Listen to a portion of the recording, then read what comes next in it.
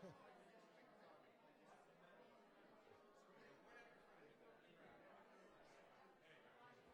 you go. Heather.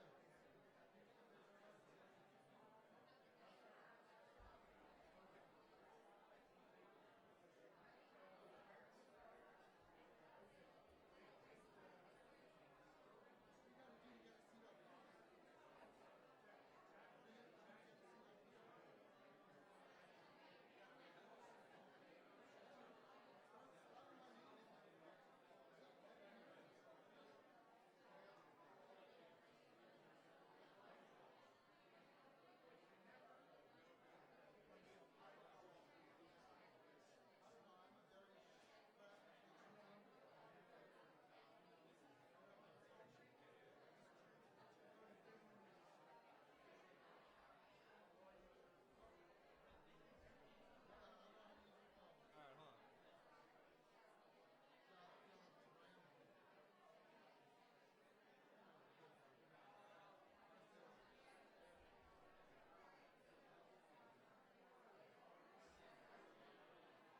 Are you good?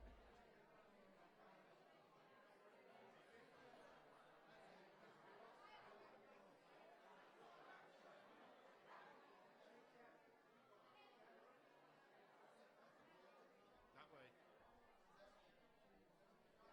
Or we can do it this way.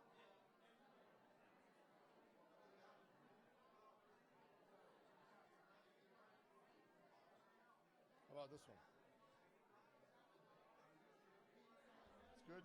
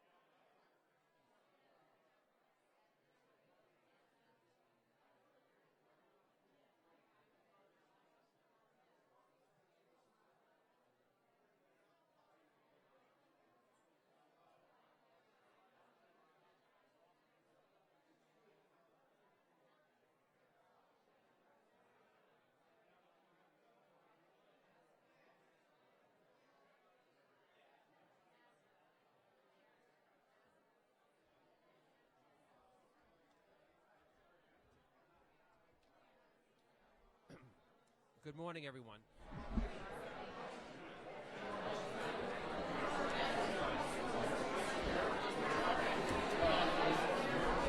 Good morning, everyone.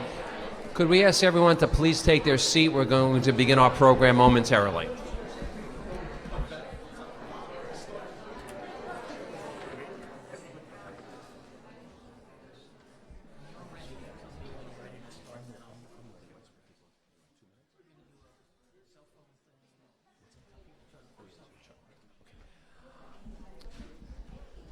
Thank you. Before we begin, just some housekeeping notes. Could we ask everyone to please turn off their cell phones as we are recording this live, and it is being live streamed to residents throughout Toms River, Ocean County, and the state of New Jersey. And also, I'll mention a little bit later, this is a conversation, so we would encourage you to please use either one of the mics that are here in the front of the room to ask questions. If you could speak into the mic, this way the questions will be recorded, and the folks that are watching at home will be able to hear the questions as well. First of all, good morning. Good morning to everyone. Thank you all for coming here today. Okay. We want to once again welcome everyone to the Knock Out Opioid Abuse Town Hall here in Toms River. Today's event is hosted by the Partnership for a Drug-Free New Jersey and the Horizon Blue Cross Blue Shield of New Jersey. My name is Angelo Valente. I'm the Executive Director of the Partnership, and I'll be your moderator for today's Town Hall. We want to thank each of you for joining this important conversation, and also for your commitment to being part of the solution to the statewide opiate epidemic that's affecting every community throughout the state. The Partnership and Horizon, through its philanthropic arm, the Horizon Foundation for New Jersey, has embarked on a new 2-year Knock Out Opioid Abuse initiative to address the opiate epidemic throughout the community outreach, prescriber education, parent education, and a statewide awareness campaign. This is the third of 21 Knock Out Opioid Abuse town halls that will be held in one community in each of our 21 counties in New Jersey throughout 2019 and 2020 to help address the opiate epidemic and to develop solutions to this tragedy that's affecting all of our communities. Now, New Jersey, Ocean County, Toms River is in the midst of an opiate abuse epidemic. There's not a day that goes by that we don't hear or see a story, or we know someone in our own neighborhoods that are being impacted by the misuse of prescription medication, heroin abuse, and unfortunately the countless overdoses impacting our communities. And I was recently given information specifically about Toms River, and from January through September, Toms River has experienced 181 overdoses. Now, fortunately, of those 181, we lost only 20 fatalities. When I say only 20, we should not lose one person. And we definitely need to do everything we can to be able to address this issue. So we are making strides with our naloxone programs, the law enforcement role that's helping to save lives, and we'll talk about that a little later. But we certainly know how impactful this issue is and how it's impacting our community. As I mentioned, Toms River is not immune. No family or community is immune. And today we gather to learn how a community can address the epidemic, how individuals can make a difference in fighting the epidemic, how we can become more preventive in helping New Jersey residents, how we can reduce stigma, how we can help those who are addicted, how we can support those in recovery, and how we can, through awareness, help many more people avoid the tragedy of addiction. The Partnership and the Horizon Foundation are pleased to bring the discussion here today, along with our collaborating partners, Hope Sheds Light and Ocean County Prosecutor's Office. We also want to thank our host today, the Ocean County Library, for this beautiful facility. You know, there are no easy answers in solving the opiate epidemic, but there are ways we can make a difference in this important fight. It is necessary for everyone, parents, community leaders, students, residents, to work together as a community and develop ways to end the epidemic and to change the public attitude towards addiction.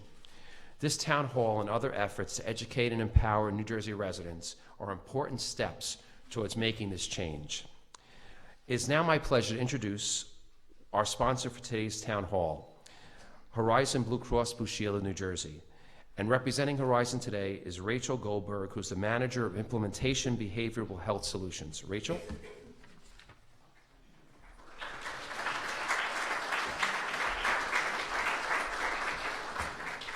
Hello, it is my absolute honor and pleasure to be here this morning during National Recovery Month to speak on behalf of Horizon Blue Cross Blue Shield of New Jersey and to welcome you to this very important event and town hall focusing on the opioid epidemic. Thank you to Angelo for your introduction and your leadership, and thank you to all of you for your interest and attendance here today. This is such an important event and such an important town hall series. Horizon, through its philanthropic arm, the Horizon Foundation of New Jersey, is very proud of our work in collaboration with the Partnership for a Drug-Free New Jersey to bring you this town hall.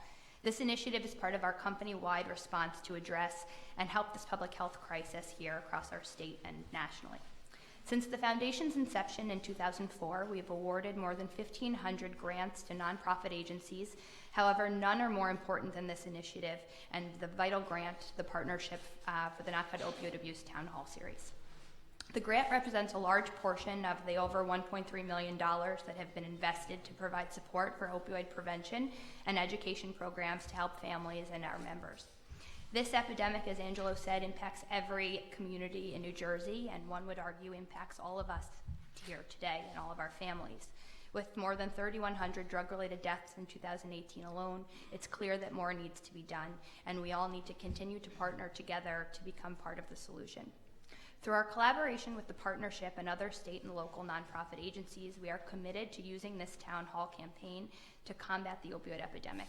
Today you will hear about the impact of the opioid epidemic in your community and the steps that we can take together to address this crisis. In closing, thank you again to the Ocean County Library, Toms River Branch, for hosting us, and to Hope Sheds Light and the Ocean County Prosecutor's Office for collaborating with us to present today's town hall. I also want to thank all of our distinguished guests and the panel of experts for your participation. Together we can make a difference in combating this epidemic, and I look forward to seeing you at future events. Thank you.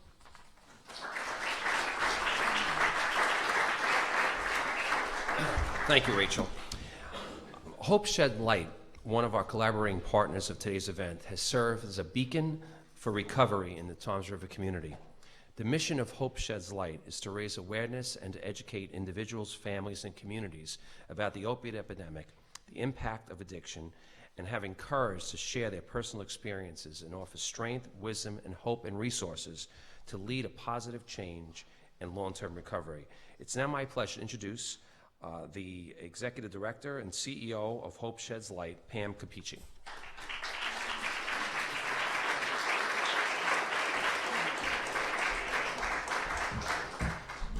Good morning. I do want to echo the thank yous. I want to thank, in particular, to the Partnership and Horizon Foundation for bringing this issue to Toms River, bringing this series to Toms River. It's an incredible series. It brings national and state attention to this issue and helps organizations like Hope Sheds Light create recovery-prepared communities, which is a major focus of our organization. We are a peer-driven organization. Our staff, our volunteers, and in particular our founders, are all people with lived experience, meaning each of us has been impacted personally by this disease. We try to provide that peer-to-peer, one-on-one support to our community members. We also focus almost specifically on the family, because we know that for every one individual who has a substance use disorder, there are at least 4 other individuals that love that person and go on that journey, and probably more. We also know that families are the backbone to all communities. So when families are impacted negatively, our communities are impacted negatively. So our programs provide that one-on-one peer support through, we have a 24/7 phone line, chat and texting. We have trained recovery coaches. We provide local family support meetings. And really, we're just here, one community member to another, to bridge that gap, for you to come to us, feel safe, feel comfortable, know that we can relate and understand what you're going through, and then help bridge the gap and connect you to the services that you need to help you and your loved ones find recovery, because we know recovery is real and possible, and we're really happy to be serving you. Again, I want to thank Angelo and Angela for the opportunity to speak with you briefly this morning. I want to thank the prosecutor's office for partnering with us to bring this program to Toms River, and I know that everyone's going to get a lot out of today's information. Thank you. Thank you, Pam. Now, we want to begin today's town hall on a very positive note. It's really a pleasure to introduce our next speaker, and this speaker is a young lady, Alexandra Sophia Regni, who I happen to have known and worked with her mom for about 25 years. She was a teenager when she first started in the field, and she is a member of the Toms River Girl Scout unit, and she made her mark in addressing the opiate epidemic by a project that's highlighted in the back of the room here today. But I'm going to ask Sophie to please come up and talk about her project and how important it is for everyone at all ages to be involved in the solution. Thank you, Sophie.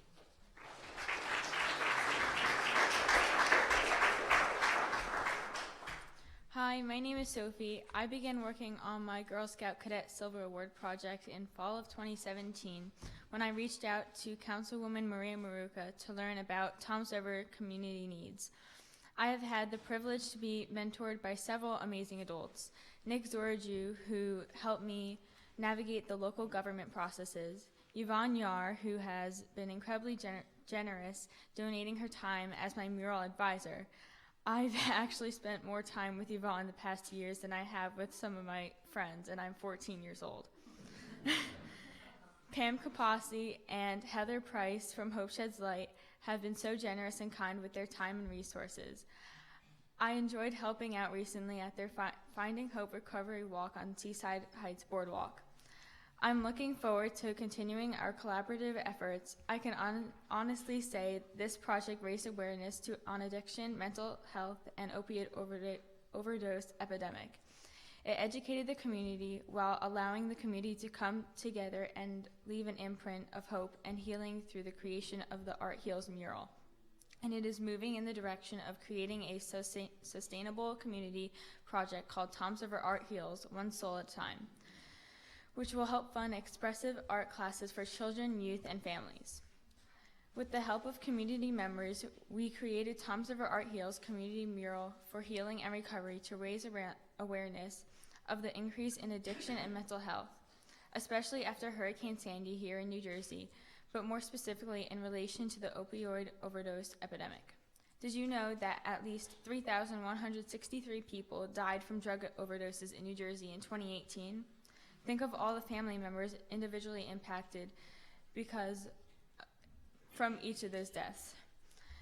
Now that I have completed a community mural for healing and recovery in downtown Toms River, I'd like to take it to the next step and create a sustainable funding source to pay for expressive art classes for children, youth, and families who have experienced trauma due to addiction and or the loss of a loved one from an overdose. New Jersey is experiencing a human collateral crisis with more than 20,000 overdose deaths since 2005. Consider the family generations who have been impacted since 2005. That is a tremendous level of loss New Jersey has experienced. Let's work together through Art Heals one soul at a time and make a difference. Be the change you wish to see in the world. Please see it in your heart to extend your compassion for children, youth, and families who have suffered so much pain and are looking for a way to heal and find hope. Recovery is possible. Research indicates expressive art-based interventions are pretty effective in reducing adverse physiological and psychological symptoms due to trauma to the body and soul. Some expressive arts include music engagement, visual art therapy, movement-based creative expression, and expressive writing.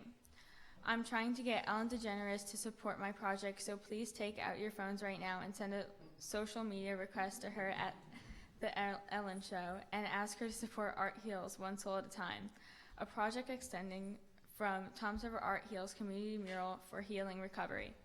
Please check out my video in the back of the room, as well as my Facebook page, Toms River Art Heals. Thank you.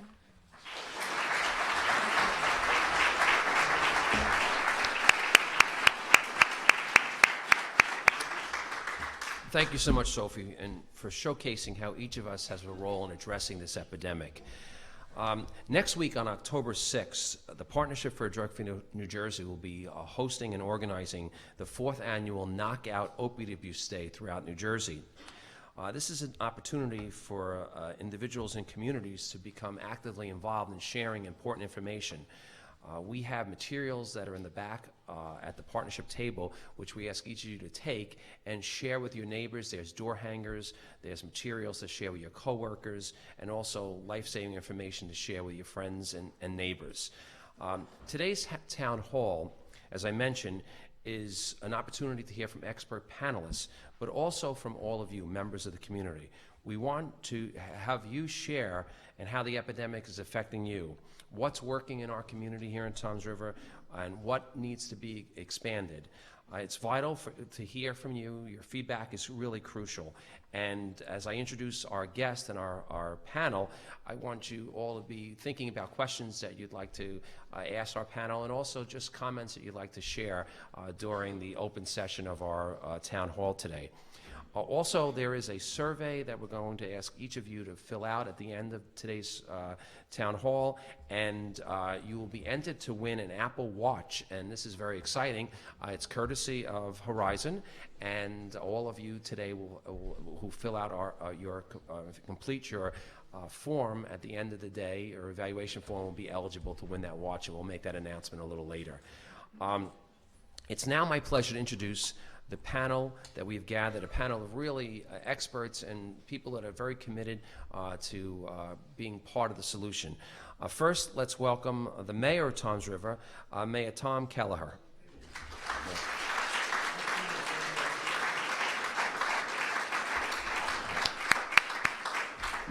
Our next panelist is the Ocean County Prosecutor, Brad Bilheimer. Brad.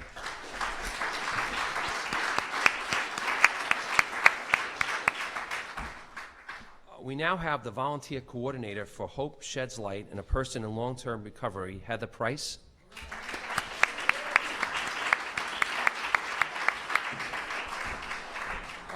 And next, I'd like to welcome the Reverend Susan Jones from Holy Cross Lutheran Church.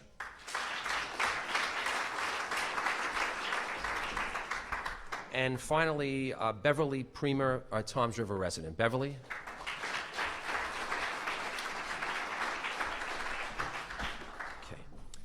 Thank you. We're going to start with the mayor.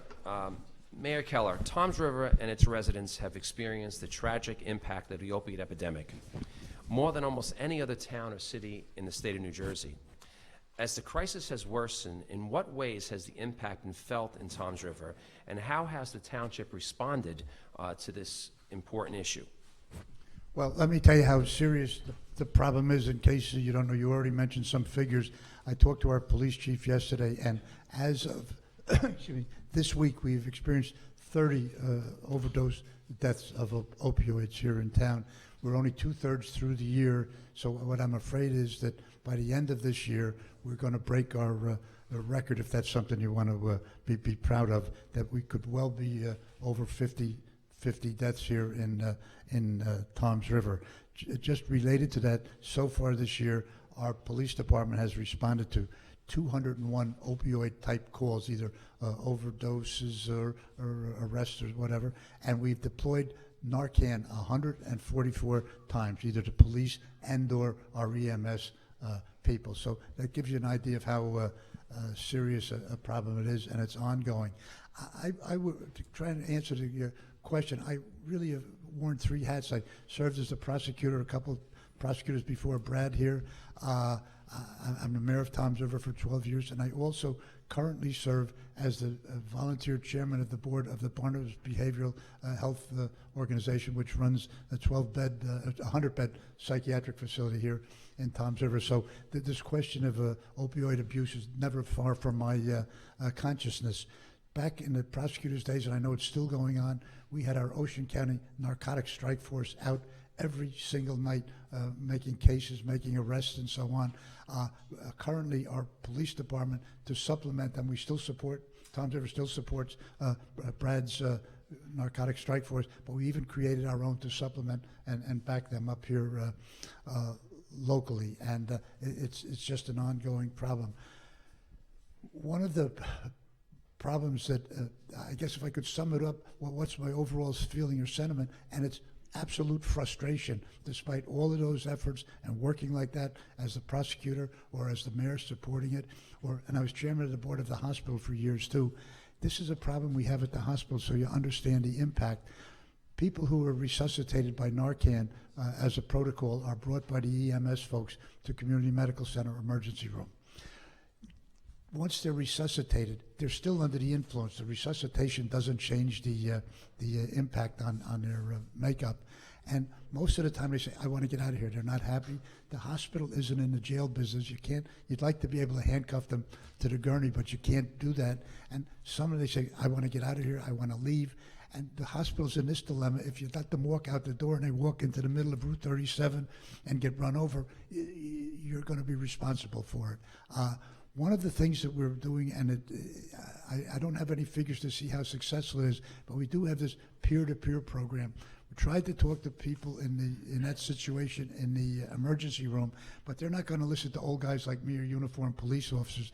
But what they will listen to is people who've been there themselves. We have this peer-to-peer program now where they will listen to a guy who stands there and says, hey, fella, look, I was right where you were some time ago, and there's a solution and help, and let me see if I can help you. And we have had that work to some degree. I don't have any statistics on that, but it has helped, and we just filled out papers to get another grant for our police department for, I think, $150,000 to help augment that program. So that's something else that we're doing at this time.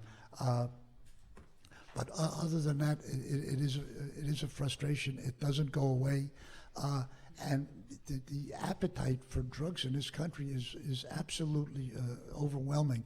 Years ago, when I was the prosecutor, I had an opportunity to have dinner one night with the Attorney General of the South American country of Colombia. And he said, you know, we take a lot of abuse down here for being the source of all these drugs that are going to the United States. But he got a little bit of exercise. He said, but don't tell me we don't do anything. He said, since I've been the Attorney General, I've lost almost 2,000 men in gunfights with the drug cartels because there's so much money involved, and we're doing the best we can down there. And he said, and really, let me tell you this. He said, you know what the real problem is? He looked at all of us at the table and said, the real problem is right here, the insatiable appetite for drugs in this country. And if that didn't exist, the drug dealers from Colombia wouldn't have a market. So, you know, there's multiple sides to this story. I don't know if that really answers the question. We're certainly willing to do whatever we can to support it, but that's what's going on right now. Thank you, Mayor. Thank you. Our next question is to the prosecutor.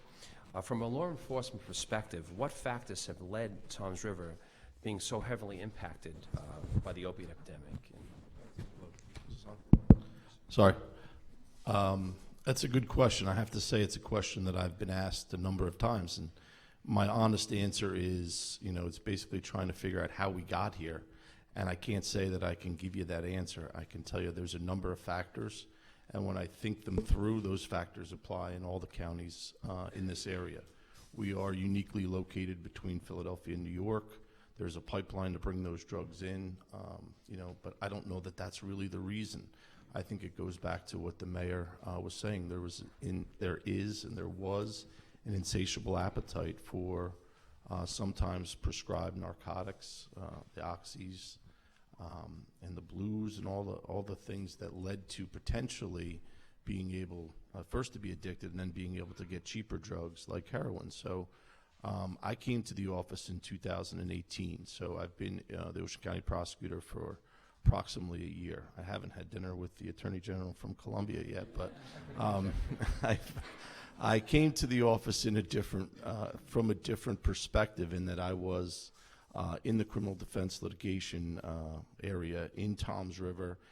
I went to high school at Toms River High School South. I've grown up here and I've been a part of the community my whole life. So I saw the change. I was around as the change was happening, and in 2016, for those of you that have heard me tell this, because there's a lot of familiar faces in the room, but in 2016, I actually had 3 of my clients from Thanksgiving The Wednesday before Thanksgiving until Monday before Thanksgiving actually overdose and die. And I spent the weeks leading up to Christmas going to those funerals and grieving with those families and spending that time trying to figure out really what we can do. And I can tell you, from a law enforcement perspective, what I feel like we've done is the paradigm has shifted, okay? And a lot of that stuff was in place when I got that. We're doing the Naxalone, the Narcan deployments. That's helpful. We're helping getting people into treatment. But when I got to the office, I thought it was time to refocus our efforts on the prevention side. So I'm happy to be here with you. I'm happy to partner with Hope Sheds Light. The Ocean County Health Department has been instrumental in helping raise awareness. We've reached out to community partners to talk more about prevention and education, start talking to kids about making choices, because there's only so much we can do in that area. From a law enforcement perspective, we've refocused our efforts and our resources, as the mayor mentioned. The Narcotic Strike Force is very proactive, and what we've done is we've made it a goal and something that we do every day is to share our intelligence with the local municipal police departments. We're looking at the same people, and we're basically making a statement, if you're reading the paper, that if you're going to deal in illegal narcotics in Ocean County, we're going to find you and we're going to arrest you and we're going to put you in jail. And that message has to get out there, and I think that part of it was a little lost. And then we're also focusing our efforts on the rehabilitation component and the recovery component, and still reaching out to our community partners. And if I didn't mention them, Preferred Behavioral Health's been great, Ocean Mental Health has been great. Everybody, when I got to the job, I couldn't believe all the people that were committed to trying to help end the epidemic. And I don't know that they were being resourced out or used in the right way. So from the prosecutor's office perspective, I feel it's my job to make sure our local municipal police departments have the right resources to make sure that we can battle this on all fronts. And I can tell you there's some amazing things being done in Toms River by Chief Little. There's some amazing things being done in Bricktown. I know Sergeant Kelly's in the audience, and he's doing some really amazing work reaching out to the families of victims to try to develop, and that's what the Ocean County Health Department is helping me with too, is trying to develop the data to see what leads to this. You know, it's when I started my legal career, these cases were few and far between, and now it's everybody's family member's been touched by this. One of our friends has been touched by this, and we're committed to working together. I think the main difference I can tell you is the community consciousness is different. We're all aware of it. It's not something that's hiding in the corner. It's present. We're all here in this room today for the same reason, and it's a community effort, and I've been saying that everywhere I go. It takes all of us to make a difference, and I thank you all for being here today. Thank you, Prosecutor. Our next question is for Heather. Heather, could you tell us about the road to recovery and how stigma has been a barrier during that process and that journey? Hi, good morning. Thank you for having me. So I had several different barriers coming into recovery. I think about 10 years ago when I moved from the West Coast, which was, I lived in San Diego, I moved here to New Jersey. The reason I needed to move here was because I needed help. My husband at the time had taken my boys and said, if you don't get help, I'll take the kids away from you. So I came out here 10 years ago to seek some help. Unfortunately, at that time, I had insurance from the state of California. My parents searched high and low for treatment centers for me to get the treatment that I needed. But unfortunately, I was not able to. I did find a 12-step fellowship, but that wasn't enough for me at that time. Several years later, I had moved back to California, and I found myself back here about 4 years ago. And when I came back, I quickly got involved in, picking up the drug again. And when I needed help, my parents almost tried to force me to say that I wanted to commit suicide because that's the only way that I could get treated in a hospital. I was taken to a hospital, and I had to spend 7 days there. I almost lost my hand and my finger. I currently don't have any feeling in this finger from the use of drugs, and paraphernalia. When I was in there, I was treated very poorly. The team of surgeons didn't understand, what the disease was and where I needed to go.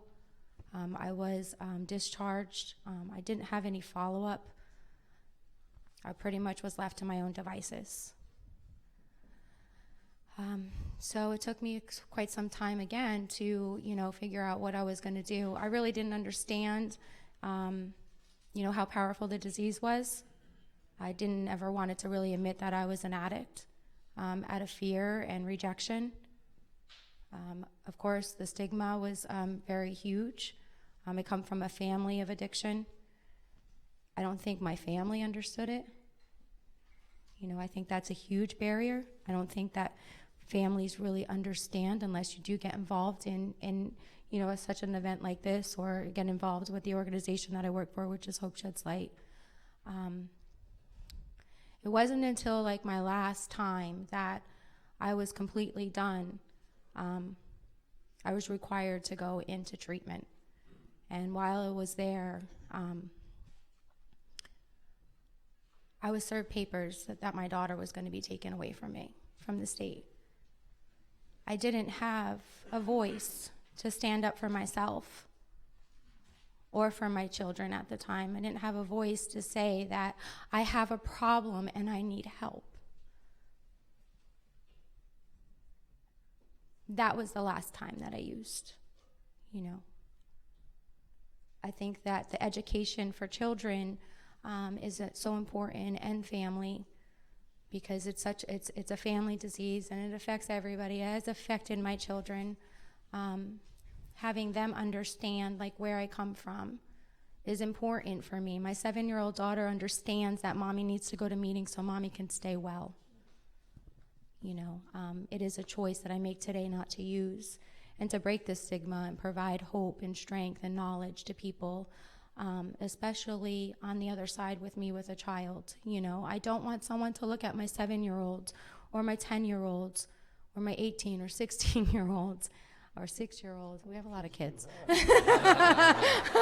We're a blended family, and we have a lot. There's 8 of us, so we're the new age Brady Bunch. But I want them to understand that it's okay to ask for help. It's okay to be where you are and to go through your emotions and feelings, and I don't think that that's talked about enough. I certainly didn't know where to go when my father passed and my mom or my aunt overdosed and my uncle overdosed. My aunt committed suicide. I didn't know, where to go, because the stigma was so powerful that I lived the majority of my life in fear. So I'm grateful to be up here and to share my experience, and I hope that answered somewhat of the question that I was given. So thank you. Yeah, thank you, Heather. Yes, thank you.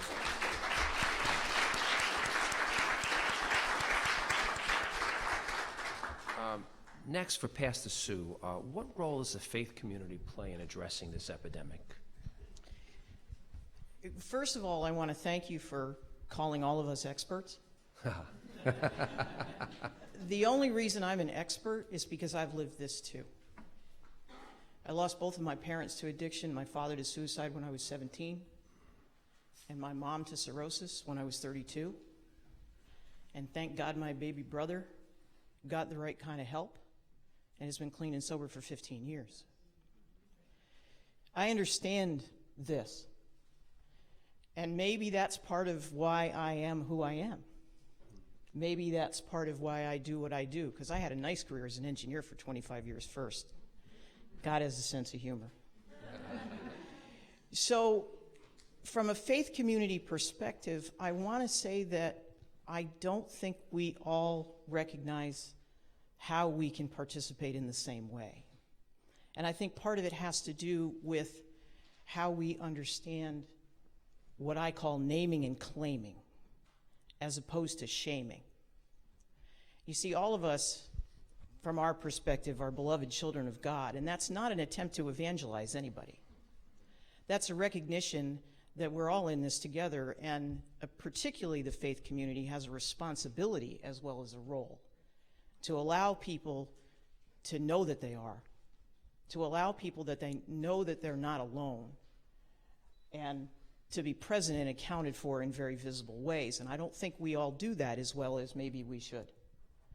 I thank God that I was gifted through the process that I grew up with, and also my crazy personality, that I'm a fighter and not a hider. And so that allows me to get over my own stuff, to be able to be visible and to be present and to support recovery and recognition in whatever way that that's necessary. And as a faith community, from the faith community, I think that's critically important. I think it's critically important to say, we care about you just because you exist. Because self-worth and a sense of value are so much at issue for many people with addictions, and all kinds of other things that go along with it.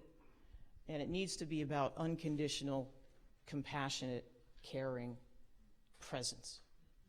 And so that's how we can make the most impact. At least that's the vision. The question is, how do we go about it? For us, in my tradition, particularly in our congregation here in Toms River, I will support anybody who calls, whether they're a member of my church or not, in any way that they show up at my door. And that means that I need to be connected to resources that can assist. I need to open my doors to whatever A groups, and to Hope Sheds Light, and to anybody else who needs space to be able to be the experts in the community. It also means I need to advocate for those things that I think are important. And that includes, as part of a faith community, even sticking my neck out when it comes to policy, when it comes to, availability of resource, when it comes to attitude, when it comes to particularly accountability. And that even goes as far as accountability within the recovery community. We hear stories that sometimes nobody else hears. We hear the positives, we hear the negatives, we see it all. I've buried too many young people, many of whom were not members of my community of faith. And I really want to stop having to do that. I also have way too many members of my congregation who have lost members of their family. And you find ways to move on, but it is always part of who you are. And you have a choice. Whether you're the person with the addiction or the person who is associated to the person with addiction, you have to find the choice to say, I'm going to be in recovery and I'm going to do it because it takes forever.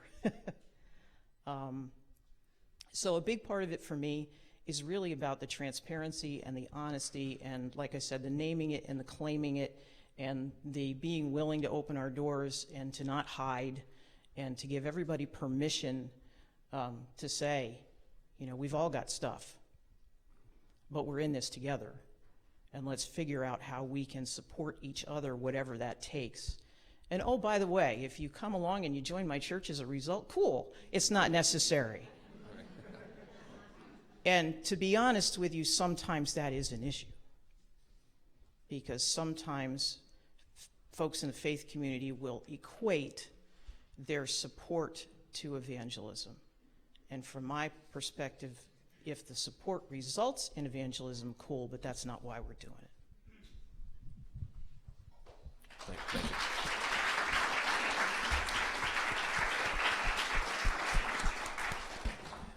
Next, we're going to hear from Beverly, and before we do, we want to extend our condolences on the loss of your son in 2017. The impact of addiction reaches many families, and we just want to share, maybe you could share, how Hope Shed Lights helps families that are addressing this issue. Thank you.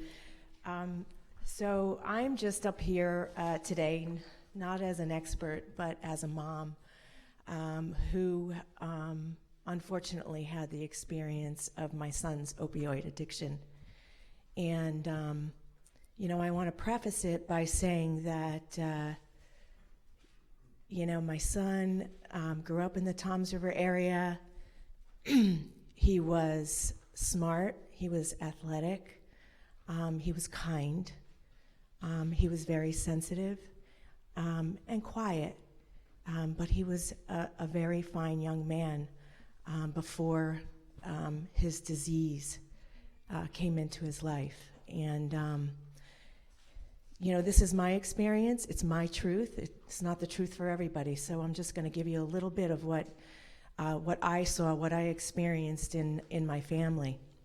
My son Pavo was the middle child. I have 2 other children.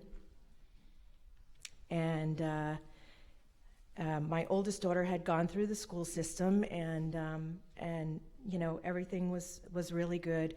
When Pav got into high school, he was like one of the smaller guys, and he was a late bloomer, so I think he had a lot of difficulty with that. But towards his senior year, he was an A-B student, followed the rules, did everything right. Towards his senior year, and by the way, a great athlete in the sport of soccer and lacrosse. Towards his senior year, I started to see changes. I started to see sleepless nights. I started to see irritability. I started to see anger. I started to see things that I didn't quite recognize in him before, and his grades started to slip. I started to get contacts from the school. I received a call that he was nodding out in class in his senior year, and at first it's really hard to take all this in. Like for me it was like no, not my son. And as things started to happen, and I started to see these changes in him and find things where, I took away his phone, I took away his car. On his phone, I would see numerous texts for Oxys and Roxys, just bombing his phone. And, it became very apparent to me that my son had a problem. He barely made it over the finish line in school. He made it to graduation. And then he took off in his disease, and for a week we didn't know where he was. And it was at that time we found him. He was sick, lethargic, and detoxing, and that was our trip to the first rehab at 18. And let me describe a little bit of my family and what I went through. First, I had denial. Secondly, I was going to try to control and fix this boy any way that I could, because, that's what a mother's supposed to do. I love my son. And unfortunately, any of the things that we were trying to do, they weren't working. And I believe with the opioid use, his progression in his disease was so much more rapid. And so when we, got to the first rehab, unfortunately, the insurance denied him, and it was just insanity. And that's some of the things that we go through as parents, honestly, is, the inability to get somebody help. I was fortunate enough after his first rehab to understand through the family program that not only were they helping my son, but I needed to get help. And I was like, why me? What do I have in this? I did follow the rules, and I decided to go to meetings, recovery meetings, and I started to learn in those meetings that I wasn't alone, and that other people were going through what I was going through, and I didn't have to do it alone. and that I didn't cause his disease. I couldn't control his disease, and it was a disease that couldn't be cured, but I could learn to cope. Because, you see, my disease was I was addicted to my son. I couldn't show up at work. I didn't pay attention to my 2 other children who were doing all the right things. And, you know, I really needed help. And that's, you know, both my husband and I, we sought help because we couldn't do this alone. We had to understand a little bit because, you know, at first I wasn't accepting it was a disease until I started to go to those programs and understand that. And my journey was my own recovery. I had to put the focus on myself, and I had to learn, you know, how to combat my fears, my anxiety, my isolation issues, you know, because we're as sick of as our secrets. You know, I was in shame. I hid, I isolated, and I was very, very sick. So I was grateful that I stepped out and I got the help, and that's a message to families. You know, you don't have to do this alone. You know, my husband is a co-founder of Hope Sheds Light, and little did I know this, you know, walk of maybe 300 people on our first annual walk would turn into a walk of over 3,000 this year, and it just amazes me. And I guess the message is from us at Hope Sheds Light is of love, and that you're not alone, and that we've been through the same thing that you're going through, and we can help. And that's the peer-to-peer recovery that we have at Hope Sheds Light that I participate in.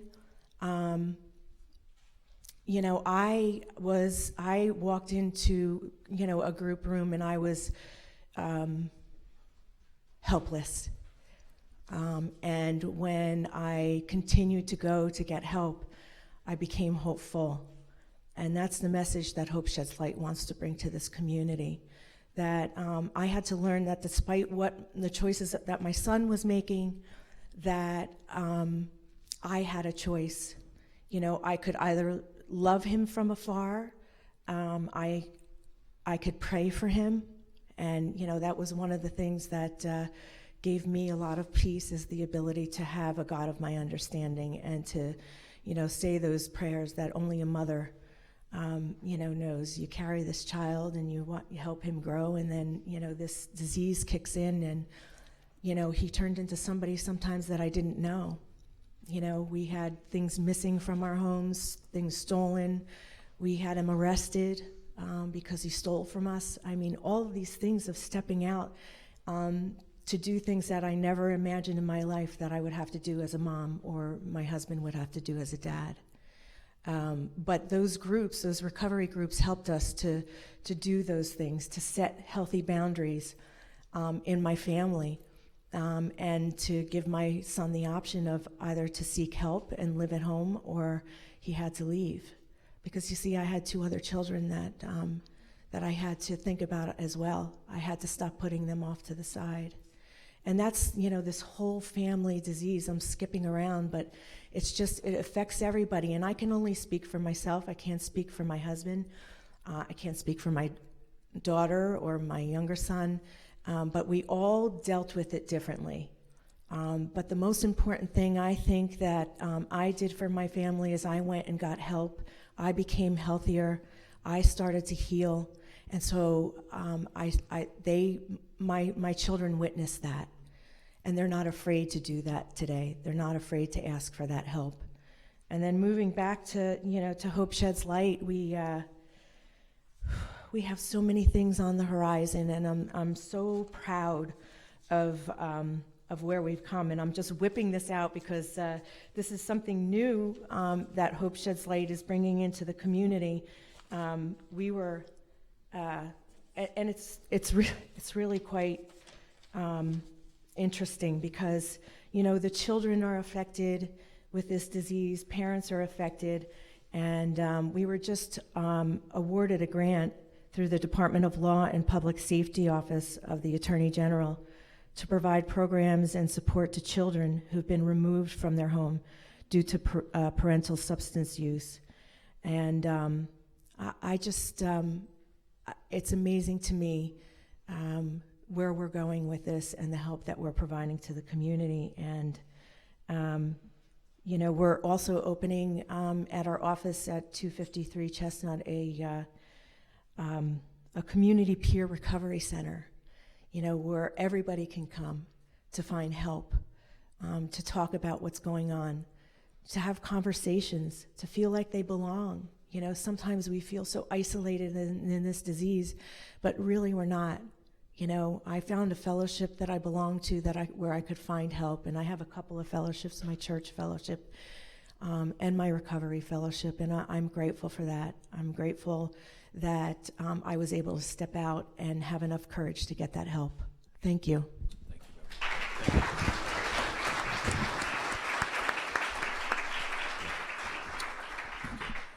What we're going to do at this point is we're going to open up questions or comments from the audience. So if anybody from the audience would like to come up, there's some microphones that are right on either side here, and please just step right up.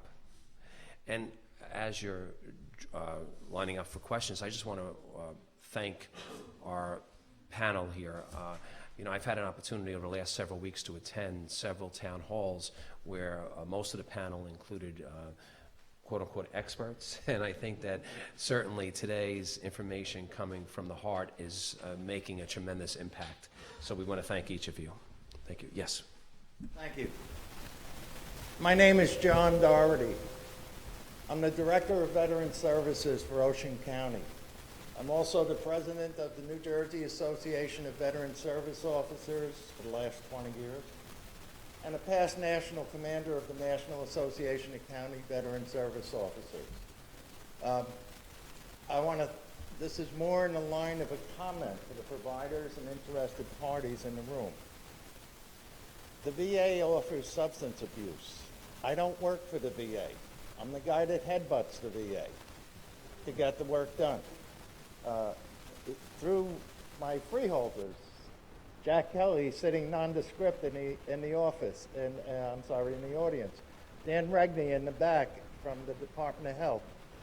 Mayor Kelleher and Prosecutor Billheimer. Finally got it right, Red. I did. We've had a collaborative effort to work with veterans. I'm here to tell you that if you have a client, if you have a family member, if you're a veteran, I can get you a treatment program through the VA. Now it's a federal government, so we all know how long that stuff takes. The most important thing I can give you is 2 phone numbers if you take them down as a provider. And I do want to acknowledge the STAR folks from Ocean County, even though I haven't met you all yet, and from Monmouth County also. They're doing a wonderful job in peer counseling. And I'm trying to save the resources of places like Hope, you know, so that if we do have those people in that demographic, we can get them assistance for free. You may think that it hinges on your honorable discharge. Yes, it does. But I'm just a Vietnam vet. And I see the patterns developing in the last 50 years that I saw 50 years ago after I came home from Vietnam. With the younger kids, I'm seeing people who don't have a predilection for drug addiction using Percocet, using OxyContin. When I go to Washington, and I go quite often, I've been telling the Department of Defense and the Department of Veterans Affairs that you guys are giving OxyContin out like it's candy. Percocets. We've kind of reined that in some. Even if a veteran has an other than honorable discharge, I can still get them health care.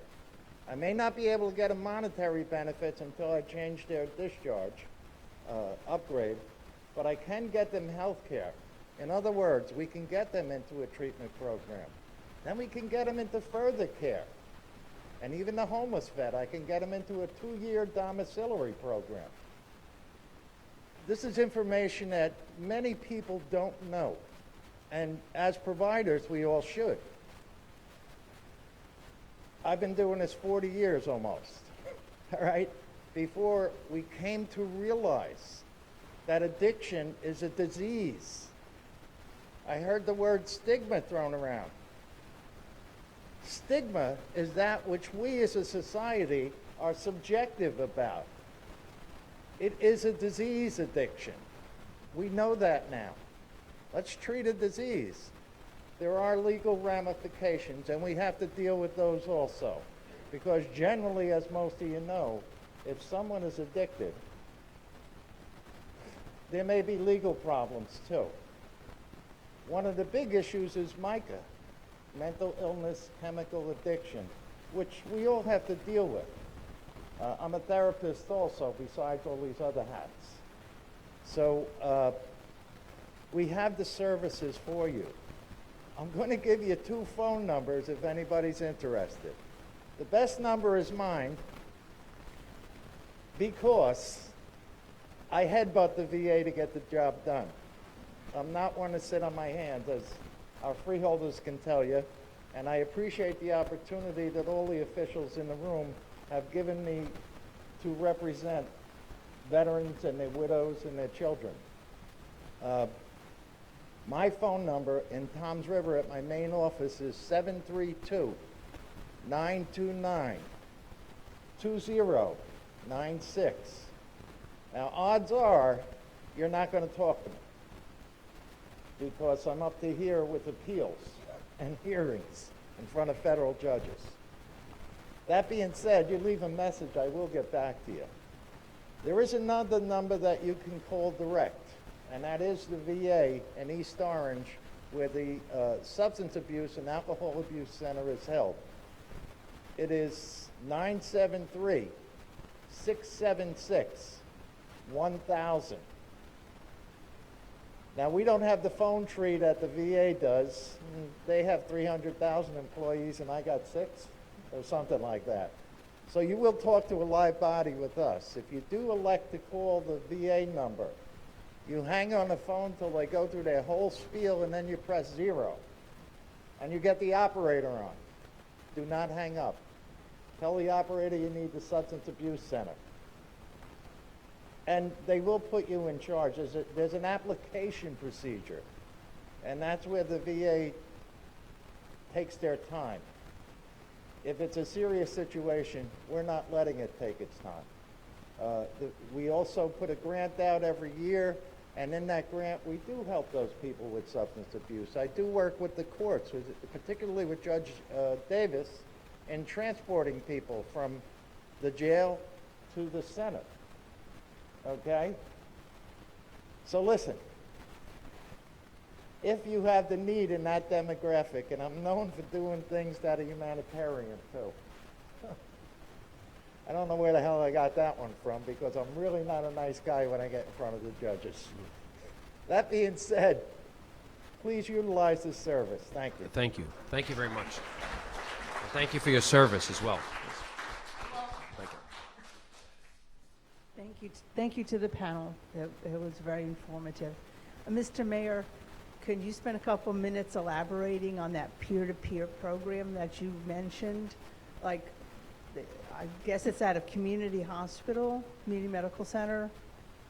Does the hospital actually run it, or who is running it? And how could we get something like that down in Southern Ocean County with Southern Ocean Medical Center?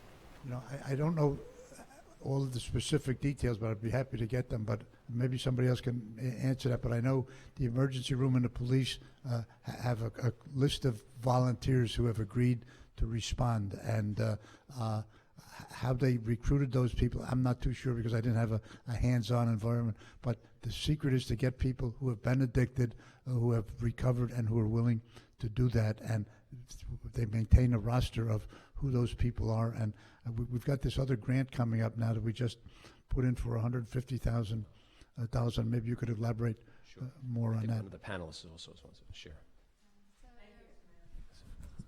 There's RWJ Barnabas, works with Community Medical Center, and also Hope Sheds Light does have trained peer-to-peer recovery coaches.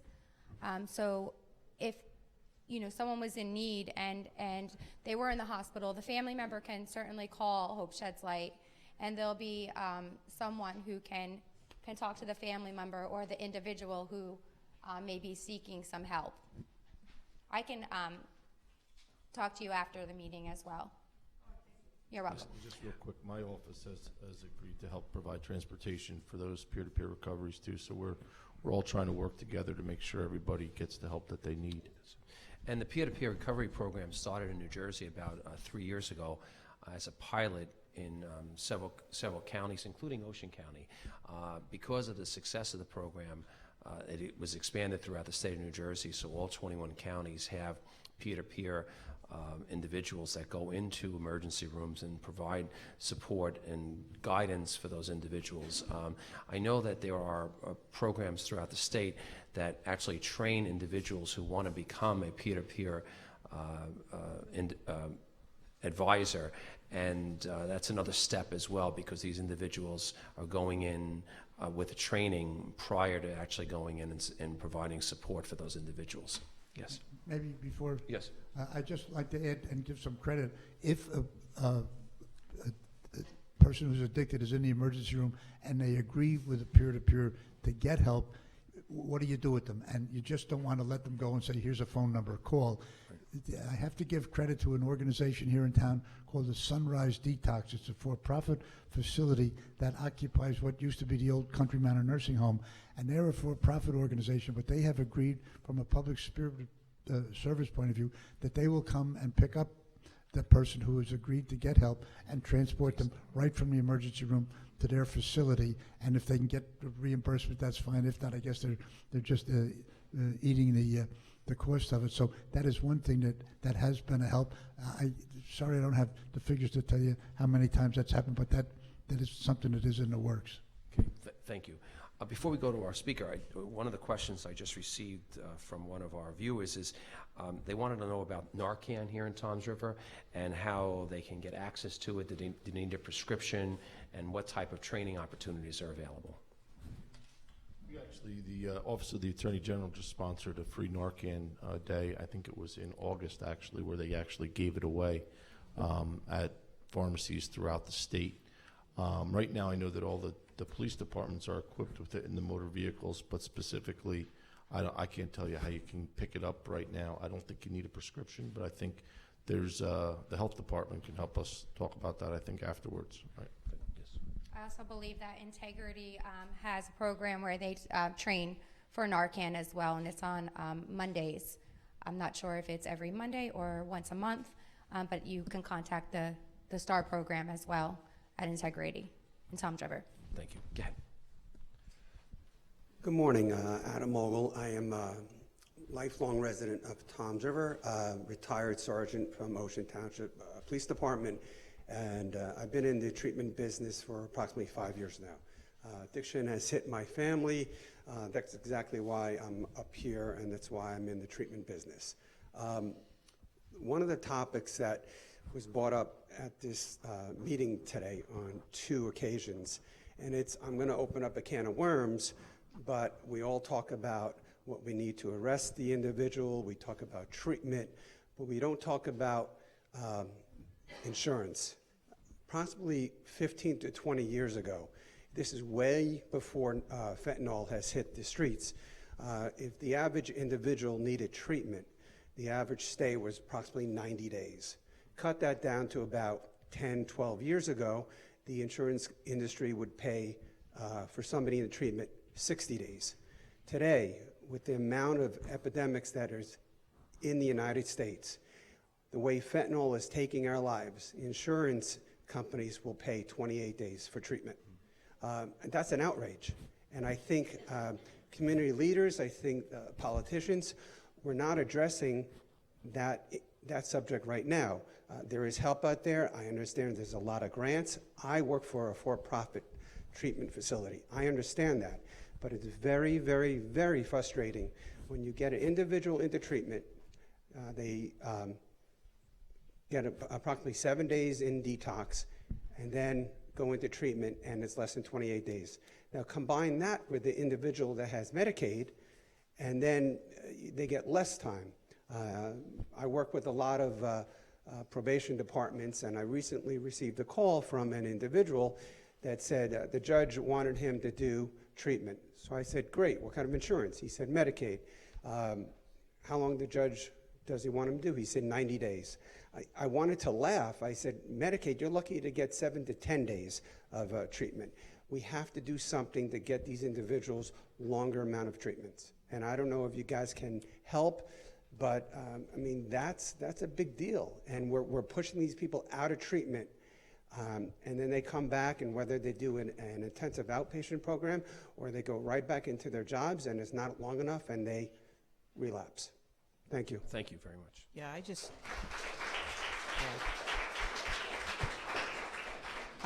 want to thank you for that, because my baby brother, who's now in his 50s like I am, that was part of his experience, was he kept getting sent places for short periods of time, and it wasn't until a way was found for him to spend a year in serious recovery. And one of the things that he said to me was, you know, it worked when I was able to get past the physical part long enough to start thinking straight again, to work on the root cause of my addiction. And it's different for everybody, but that is a huge issue. We pay lip service in some cases to it, instead of really understanding what it takes. And it goes back to, somebody said it, you know, this idea of illness. It is an illness. It's not a question of character. It's not a moral failing. And until we start dealing with it that way, we still have the stigma part, still impacts even our ability to find appropriate treatment for people. And that's a problem. Thank you. Good morning, everybody. My name is David Healy. I'm the superintendent of schools in Toms River. I want to recognize our partners, Mayor Kelleher and Prosecutor Billheimer, along with Chief Little, who's here, Chief of Police Toms River. Our law enforcement community in this community is extremely supportive in terms of working with our school district on a number of issues and problems, including this. Last night we were at the Toms River Health and Support Coalition. Prosecutor was there along with Chief Little, and that coalition was formed through grants, through the Grunin Foundation, RWJ Barnabas, some folks I see here today, really to address the very things that you're speaking of this morning. And we talk about knocking out opioid abuse, and there's a number of ways to do that.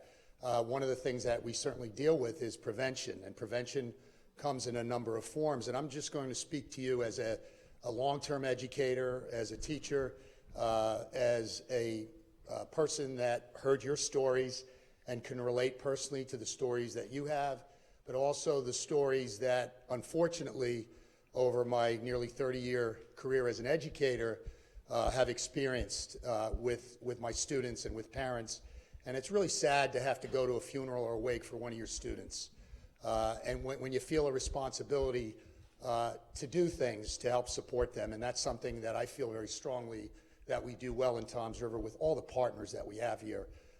This is a great community. It's a very child-centered community, but it's a community that has problems like any other community. And I know the prosecutor spoke earlier, why are we ground zero? Why are we ground zero? And there's a number of reasons. So I want to speak to you about a crisis, and it's a serious crisis, and it's an immediate crisis.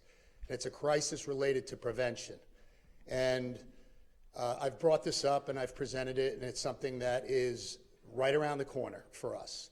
Toms River is the fourth or fifth largest suburban school district in the state of New Jersey. Actually, the fourth or fifth largest school district in the state of New Jersey, the largest suburban school district in the state of New Jersey. We have approximately 15,500 students, very active community in co-curricular and athletics. Over 3 seasons, we have over 13,000 students participate in co-curricular and athletics. They're off the streets during those critical hours of between 3 and 6 o'clock, where the research is pretty clear in terms of juvenile delinquency, and where students during that period of time throughout the country get in trouble. Drug abuse, vandalism, violence, gangs. So there's an important role that our co-curriculars and athletics play in a community. It's a well-balanced education for our kids. Well, I'm here to tell you that that's all at risk. Many of you know, and it's well documented for the last 5 years, and we've certainly fought the fight, but the state of New Jersey is taking over $90 million from Toms River cumulatively over the next 6 years in state aid. We fought the battle. We've testified in front of the Senate and the Assembly. We've been on television. We've met with the Senate President, among other folks, the Commissioner of Education, and on and on. Yet we're still going to lose $90 million over the next 6 years. Why is that important? Well, it's important because we, this year alone, in addition to last year, have cut over 105 staff members. We've reduced programs and services. We've reduced our line items for each line item by 10% that oversee a number of things like athletics and curriculum and instruction and technology. This year, in order to preserve our co-curriculars and maintain low class sizes, we've had to reduce 55 assistant coaches. This is just the first step. Actually, it's not the first step. It's one of the last steps. Next year, our community will have to do at least that, which will mean we'll be reducing those co-curricular and athletics programs, opportunities for kids after school, putting potentially 13,000 children in another couple years on the streets with nothing to do. During the Health Coalition meeting last night, we talked about after-school programs to keep kids off the streets, and those are great, but we need to preserve the ones that we have in place at our school district. So this is a real crisis. In the next 2 years, our district will be unrecognizable. It's a crisis because of the number of students that participate in after-school activities. Our school districts are our community. We're the largest employer in Ocean County and certainly Toms River. Our employees live here, they work here, they pay taxes here, they cash their paychecks here, their children go to school here. Once our schools go, and we've seen this in other communities, once our schools go, our community's going to go. And those problems we're discussing right now, and I do consider an expert in this area. Once our schools go, the problems that you're referring to right now, as Ocean County and Toms River and Bricktown being ground zero, are going to be a bigger issue. And so I'm presenting more of a statement than a question. The prosecutor has been a tremendous supporter in our efforts, as has the previous prosecutor and also our local law enforcement, and that includes Pine Beach, Beechwood, and South Toms River. So it's a matter of awareness to this community that this is a real issue. And those of you that live in town, you have to get out and speak to your legislators in the Department of Education. We certainly have done it. We had thousands of our Toms River students at the State House during the governor's budget address, during the Senate and Assembly Budget Committee hearings. Our students wrote 30,000 handwritten letters that were dropped on the podium and at the dais at the last Senate Budget Committee hearing, and Senator Sarlo, who was the chair of the committee, really complimented our children for what they did. But we have children and we have staff that are trying to save our school district. They are. They're trying to save a school district that I and we are very proud of, something that we need to protect and preserve. And there is a crisis, and the crisis is not 5 or 10 years down the road. It's next year, and then the following year, you won't recognize Toms River unless something changes. So that's my comment. I implore the community to get involved in really advocating for protecting and preserving and avoiding what could be a disaster with our kids who are left to do nothing after school between the hours of 3 and 6 o'clock. I was at the high school North football game Friday night with this in mind, and I saw hundreds and hundreds of children participating in sports, in the band, cheerleaders. The student section had 300 or 400 students. Where would they be if those programs didn't exist on that Friday night? And the next day, the band went to a competition in Matawan on a Saturday. If the band doesn't exist, where would those kids be on Saturday? Our youth are the most important part of what we're doing here. They're the future, and that really is an important part of the prevention of what we need to do in addition to the knocking out. So let's avoid the addiction by addressing some of the prevention issues. So thank you so much for indulging me, and I thank you all for what you do. Thank you so much. Thank you so much.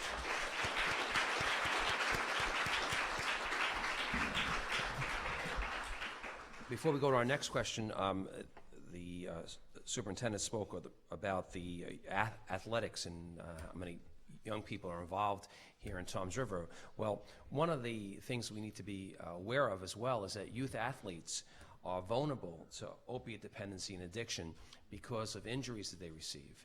And one of the things we found through our research is that male athletes are twice as likely to become dependent on opiates than non-athletes. And it's only because of the exposure to an opiate prescription that they might have received during a visit to emergency room or other reasons they had to visit a doctor because of an injury they received on the field. So certainly we want to make sure that we're aware of that as we speak about opiate dependency and trying to prevent people from being involved in opiates. We have to be aware that, you know, just because you're involved in sports doesn't mean you're going to be able to avoid this, especially if you get injured. And if you get injured and you get prescribed an opiate, you know, your odds of becoming dependent grow significantly. So another part of this important message of prevention. Okay.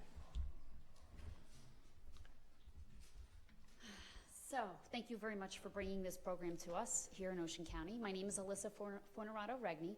I've been in the addictions field for 27 years. I'm a licensed clinical alcohol and drug counselor, but I am also a student assistance counselor. By regulatory language, it's under substance abuse coordinator. There's 3 issues that individuals who work with adolescents historically over the years will look at as barriers. One is insurance, one is parental consent, to say that they want their child in treatment rather than the 14-year-old or 15-year-old being able to say that they don't want treatment. So the treatment center says we can't force them into treatment. And another one is the need to require, to mandate for DOE to mandate parents to have to attend annual drug prevention education programs at the school. I am a SAC, student assistance counselor, but I am going to ask for all of my colleagues who are also SACs or retired SACs to stand for a moment, if you don't mind standing, because I think it's really important for you to understand that there are individuals in the schools, parents here right now who have children in the schools. You have gatekeepers. We are very knowledgeable in the field of addictions who can help you get your child into treatment rather than you floundering and trying to figure out navigating the system. So it's important for every parent to know who their student assistance counselor is in your school building or your school district. So I want to thank the SACs who are here today. We have some Toms River SACs, Dawn Alisi, I see. John, we've got Kelly Suzik. We have John Gaspich, who's a retired SAC from Toms River. Insurance, the insurance, with all due respect, one of the barriers that we come across with adolescents is they could be in residential treatment, and all of a sudden one day the insurance company, the staff member on the other end of the phone who's talking to the treatment center says, you know what, their insurance ran out, sorry. And then that kid ends up getting discharged, and the next day he's home or she's home, whoever it is, and the parents are completely ill-prepared for that. There's no transition. And I think it's critical that we listen to the licensed clinical alcohol and drug counselor who's sitting face-to-face with the adolescent and listening to the parents. We're getting, you know, those clinicians are getting the face-to-face collateral information that dictates that adolescent needs to be in treatment. So that's one. The parental consent, I will say that Congressman Kim had a program over the summertime, early summer, on the opioid epidemic, and I did address this issue publicly at his session, my concern about the lack of parents being able to provide their consent that they want their child in treatment. And Assemblyman Rumpf was actually a part of some discussions that we met with Congressman Kim. So I do want you to know that we are trying to move forward on that. We're having open dialogue, which is a wonderful thing. The other piece is athletes.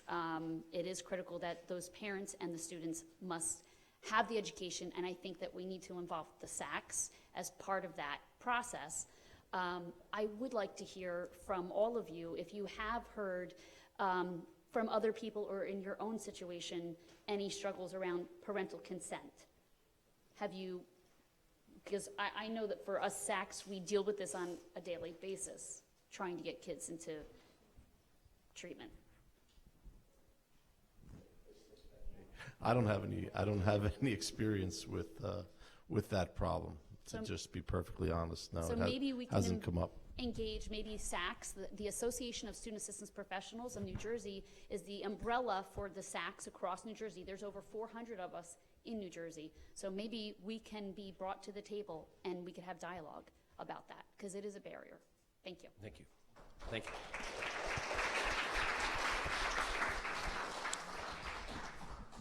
Yes, good. I needed the short person's microphone. So,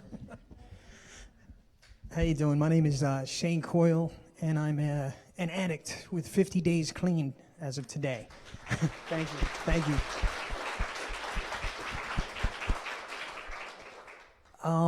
And everybody sounded so professional, and here I am. I'm going to use my hands when I talk, and I might have a higher accent than most, but I wanted to say thank you, number one, to everybody up there, especially my sister, Heather, and Hope Sheds Light. I heard something that is amazing that Hope Sheds Light is doing, and this is something that's been weighing heavy on my mind for a while. I don't know how many of you remember this, but I remember coming home from school wearing a button that said DARE, Drug Awareness Resistance Education. And that was when, maybe 15, 20 years ago, it had to be longer, I'm 40 now, so that button that I wore was not only a button on my chest, it was an instillment and an attitude that was implanted in me daily in school, grammar school, elementary school, high school. And then I dropped out, but we won't go there. That button meant so much to me, to the point where all throughout high school I was drug-free, 100%, because it was instilled in our child's minds, in our minds, in my mind. I don't know today that I can find a DARE button anywhere, and that's not due to the schools, it's due to the forgotten encouragement of awareness. And when I say this, I'm speaking on behalf of the youth, and Hope Sheds Light just announced a new program that they're going to be doing, which is amazing, the facilitation for children and children that have either lost or suffered through their families of addiction and stuff like that, and I think that's amazing. But even more so, as a parent, as a father of a 14-year-old little girl and a 5-year-old little boy, I'm making it my point to check my child's backpack every day and look for that DARE button, or look for something either A, related, or B, that I can say, okay, and I can re-educate my child on what they're learning in school. Now, a lot of the schools are implementing some wonderful things, but I think it's really important as a parent to encourage the awareness for not only the addicts like myself, but for the ones that are staying drug-free. I see a partnership for a drug-free New Jersey, and I remember a partnership for a drug-free America, coming together as one to raise the awareness, encouragement to our children, to me, is what creates a drug-free America, along with Hope Sheds Light, the mayor, and everybody up here on the panel. So I guess this was more of a statement rather than a question, but I know as somebody who is clean today with 50 days, and it's just for today, I know that my children, as they get older, they're going to see to it that we have a drug-free America and a partnership through New Jersey or through whatever state they live in. But as parents, take the time to open up your child's backpack and look for that DARE button. If the DARE button's not there and no other documents or pamphlets or anything related to drug awareness are there, voice your opinion on that, not only to your child, educate them, but also to the schools, because we have, the superintendent just stepped down. It was like, I wasn't sure if I wanted to come up here, because that man is exactly who I want in front of my children. And I speak to you as a father and an addict right now. So thank you very much, Hope Sheds Light, and everybody up there too.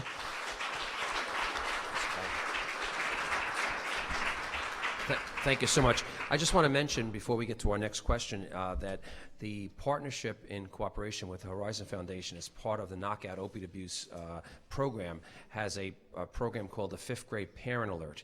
And it's a free program where we distribute materials to parents of 5th grade students. Last year we distributed, I think, 50,000 of these materials, and the purpose of that is to help families and help parents understand about this issue. Also, the partnership has programs that start in the 3rd grade, and conclude in high school. All the programs we offer are free of charge, and last year we had about 120,000 school children participate in one of our programs throughout the state. So the programs are available. We work very closely with the municipal alliances and the SACs in the schools, and the SACs in particular have been a great resource to help disseminate the information on the programs. Thank you.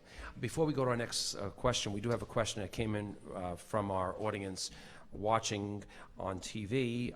The question is, as a parent, if I receive a prescription from a doctor or dentist for an opiate, what should I be discussing with that doctor or dentist? So maybe one of the panelists wants to speak about that issue.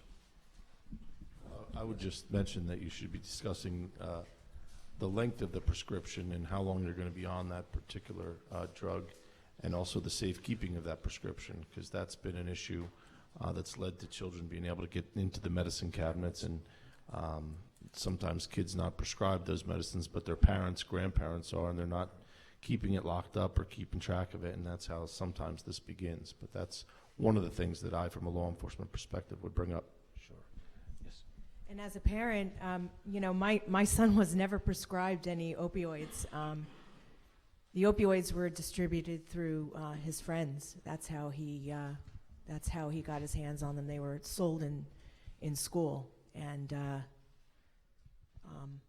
you know. So I mean, we definitely had conversations at home, but yeah, he wasn't prescribed anything.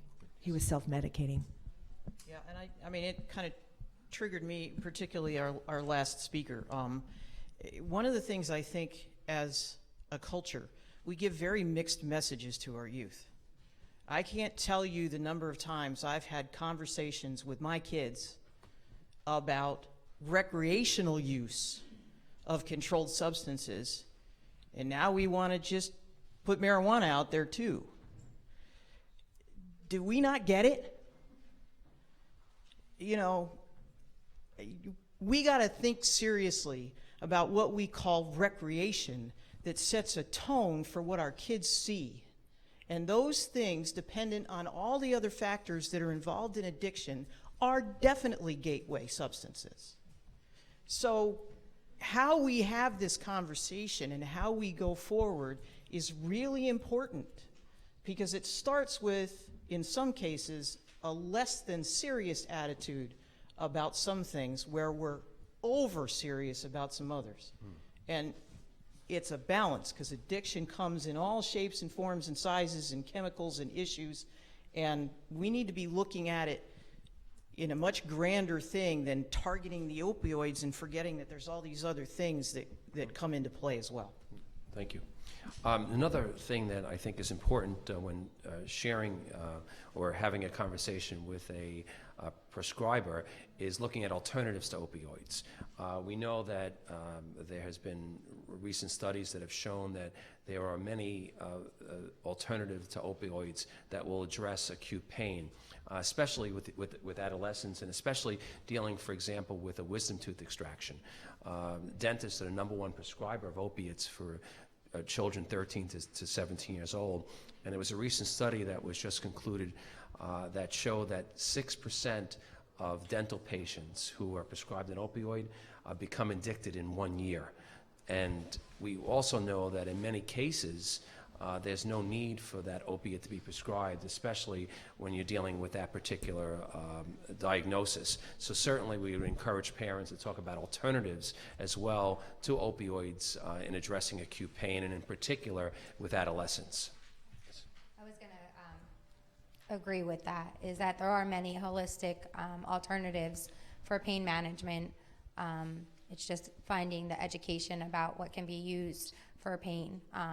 You know, I didn't know until, you know, I came into recovery that Tylenol, acetaminophen, and ibuprofen work really well, used properly. So, you know, I agree with that, and that is what I wanted to say, is that there are so many different alternatives for pain to be used instead of using an opioid for pain management. And New Jersey did institute, was one of the first states to institute a limit on first prescribing of 5 days that was instituted about 2 years ago. And also, New Jersey was the first state in the nation to include a requirement that prior to prescribing an opioid, that there needs to be a conversation that takes place between the prescriber, the doctor, dentist, nurse practitioner, and the parent of children, or the patient if they're over the 18 years old, because so many patients and parents came to us and told us they just had no idea that the prescriptions they were receiving could become highly addictive. So that's a new law that we passed in the state of New Jersey, that what we're finding as a result of that law, that there's been a reduction of prescribing, at least over the first year, of over 25%. So 25% less opiates have been prescribed in 2019 than in 2018. So we're certainly moving in the right direction, but that number has to be continue down that path. Question? I could stand there longer and pique my anxiety a little more. But and we could have stood between each other and had the right height. I'm John Gaspich. I'm the co-chair or vice chair of the DART Coalition under St. Barnabas Healthcare System. We are a coalition of departments, agencies, interested people in the county who are working toward prevention and providing services. As I listen today, I feel as though I'm back in 1988, and it was the same idea. We were intervening, because we had created such a problem that we had to concentrate on intervention. My wonder and my question is, how did we get so lost? When we actually turned the corner back in 1993, and the first use was delayed until far, far later in a child's development than it is now. And we had cuts come from Washington as they do now. Yeah, I understand maybe unemployment is so high. Oh no, it's low. People can't buy cars. Oh no, sorry, there are record car sales. People aren't buying homes. Oh no, they're building them everywhere. When we don't have money and we have to keep cutting, I don't understand, and I'm lost, because in 1993 we had 17 people working in prevention in the Toms River School District, and I'm retired 5 years, so I can say whatever I want now. And we had 17, and down to 5 with that many kids. I don't understand how we got lost and how we lost those programs when every teacher and every adult in 92, 93, 94 was on the same page, where it was uncool almost to use drugs. How did we lose our way? Where did we go backward? We went backward in providing prevention, and that's where we wind up now with everybody, even the Prevention Network, talking intervention. And how do we get back to that? That's what I'm looking for. When we had support of the White House, when we had support of the nation, when we had everybody on the same page, rather than just you guys trying to put it out here in Ocean County. And how could I sit in Governor Christie's office 10 years ago and say, Governor Christie, you're decimating student assistance, and we get brushed off. But we said there's going to be a problem, but we get brushed off. I don't understand how to not get brushed off. And when we said vaping is going to be a problem 8 years ago, 8 years ago, now all of a sudden 2 weeks ago it's a problem. I don't understand how we get lost, how we get pushed back, how we don't get listened to, and what is it we do to get everybody back on the same page so it's uncool again for a kid to pick up and use. It really was uncool. And I have parents who come to me now and say, my kids got a different message than their kids are getting. How do we come together? That's what I'm asking. That's my question. How do we do that and get back in prevention? Thanks, John. Well, I guess very briefly, I think that what we're doing today is exactly what needs to be done. I think more communities have to come together. We have to bring together all the different folks in the communities that are stakeholders and figure out a way to be able to address the issue holistically, bringing all those players together, government, nonprofits, the people in the healthcare community, and certainly educators. And when that comes together, and there's a particular spotlight on that, which we're doing throughout the state of New Jersey through our town halls, we're hoping that today's only the first step. This is not the final step by any stretch of the imagination. This is just the first step. And we hope that today will result in more people working together in this room, and people that are not here will be able to be brought into the conversation as well. So thank you for your comments. Yes. Thank you. My name is Dan Regney. I'm the health officer and director of Ocean County Health Department. Doing a lot of work recently, and I really thank the panel coming out today. It's very inspiring. Hearing stories that you're sharing and hearing these stories over the last couple of years and seeing what the changing epidemiology is with this disease that we're trying to get our hands around. What's exciting with everything with this is that we have this groundswell that's been developing over the last couple of years, and it's exciting from the public health perspective. This has been declared a public health emergency nationwide, but where is the push on this to engage that public health community and try to build that capacity? John's talking about the prevention component. Everything on the public health side is about prevention. We're built on prevention. We monitor numerous different grants coming down from the state, one through Human Services, that really focuses a lot on the treatment side of it. It's about a $1.1 million grant. There are eligibility requirements for that, but if it's somebody who you think could assist with that, certainly contact us and we could see if they're eligible. But there's a prevention component of that. It's about $60,000 out of a $1.1 million grant. The balance of that has not been equal throughout the course of time. One of the things several things we've been doing here in Ocean County and through the leadership of the Board of Health here in Ocean County and our Freeholder liaison, Jerry Little, and longstanding Chairman Jack Mellon and Senator Singer, is they committed to a task force a number of years ago. We did a massive restructuring within our agency, looking at building up that prevention component. We have a whole prevention unit now of health educators able to go out into the community, whether it's within the schools, whether it's in community groups, to be able to go out and do that grassroots education. We're very actively involved on the Alliance side as well, trying to beef up some of that capacity. I encourage you to reach out to us and try to, if there's a need for that, let us know. We can certainly assist with that. We have evidence-based programming, everything from elementary school all the way to high school. That prevention has to start much sooner, much earlier, starting in kindergarten, first grade, and second grade. Not that you're talking about drugs, but it's about decision making. It's about peer pressure. How do you deal with that? It's about resilience. How do you address that and develop a healthy body? When you're looking at health and really looking at embracing the World Health Organization, it's the complete state of physical, mental, and social well-being.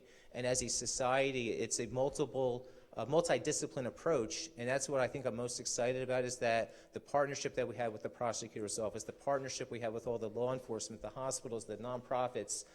There's a whole gamut of providers out there. We're taking the lead, and I think we're a national leader here in Ocean County with a fatality review team that we are currently in the last year and a half. We're doing a social autopsy on people who have passed away as a result of an overdose. We've been working very closely with the DEA and HIDA. We actually had CDC here about a month and a half ago looking at what we're doing here in Ocean County. And I think there's a lot of exciting things, trying to look at opportunities in that person's life. Where could we have intervened? Where was that prevention component? Could it have been a public health? Was it school? Was it law enforcement? Was it provider? When the person left this provider, what happened in between them leaving this place and going to that next location? So we have a very exciting group of partnership. We had a meeting just this past Monday. We're meeting monthly, probably about 40, 45 individuals trying to look at this. And I would encourage to everybody to continue to be involved in that, continue to speak up and tell your story with that, and provide some of that feedback, because all the leaders, we are listening, and we are trying to address those needs. And it does go back to that proverbial, it takes a village to raise that child, and really all the way through adulthood. I mean, there's a lot of people suffering, but there are a lot of people that can help, and they are not alone with what they're struggling with. Thank you very much. Thank you. Before we get to our next question, we have another question that was submitted to the panel. Their question is about MATs, medically assisted treatment, and they wanted to know whether or not this was something that a parent should be looking at in addressing their child's addiction. And would anyone like to address that? So there's many pathways to recovery. So if medical assisted treatment is in need for the child, it's based on an individual and their experience and what's going on with them. I believe that, everyone's pathway is different. So if that's something that needs to be taken for that person to get on their road to recovery, then it's important to take a look at that and to talk to, your healthcare provider and see what the available options are. Anyone else? Yes. Think, just recently, I know that medically assisted treatment is available in the Ocean County Jail. So I think that's important when people are incarcerated for a brief period of time with the way bail reform works, that we're not just pushing them back out into the street when they were in the middle of a detox. So I think it's helpful. So. Yes. I think it's important to understand there's no one size fits all, because there's so many challenges with regard to, on an individual basis, what it is that is creating that addiction. It's complicated. And even just from my experience, a lot of people, assume that like a 12-step program is the end-all and the be-all. Well, part of a 12-step program is an assumption of a higher power. I'm a theology professional. I'm good with that, but not everybody is. So sometimes even a 12-step approach is not going to be effective and supportive for everybody. So there are lots of different paths, and healthcare professionals and peer-to-peer and all of those kinds of things can help people find the path that they need, and they may need to take a couple of different, detours on that journey, because again, it's not a one-size-fits-all, and it is a journey.